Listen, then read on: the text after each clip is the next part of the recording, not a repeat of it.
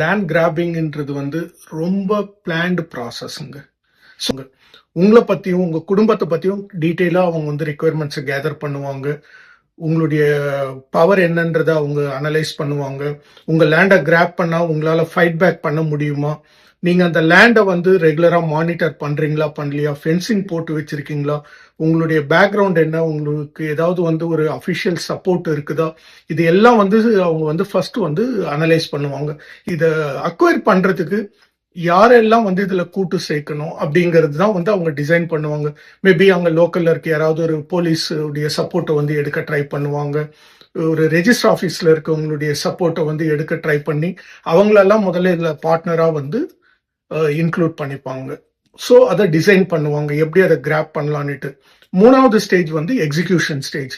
அதுல போயிட்டு அவங்க என்ன செய்வாங்க, எல்லாரையும் போய் உங்களை டிசைன் பண்ணி வச்சிருக்கவங்கள வித் ஹெல்ப்போட அதை வந்து அந்த டாக்குமெண்ட்ஸ் வந்து அவங்க பேருக்கு வந்து மாத்திடுவாங்க. அதுதான் எக்ஸிகியூஷன் ஸ்டேஜ்ன்றது. இந்த லாஸ்ட் ஸ்டேஜ் என்ன பண்ணுவாங்க, அதை எக்ஸிக்யூட் பண்ணிட்டு அவங்க வந்து சும்மா அந்த லேண்டை வந்து கையில வச்சிருக்க மாட்டாங்க. நான் போன வீடியோலயும் எக்ஸ்பிளைன் பண்ணியிருக்கேன். முடிஞ்ச வரைக்கும் கூடிய விரைவில் அதை வந்து யாரோ ஒரு தேர்ட் பர்சனுக்கு வந்து அந்த லேண்டை வந்து டெலிவர் பண்ணிடுவாங்க. ஐ மீன் ஏதோ ஒரு கம்மி ரேட்டுக்கு அந்த லேண்டை வித்துட்டு இவங்க பணம் வாங்கிட்டு இவங்க எஸ்கேப் ஆயிடுவாங்க.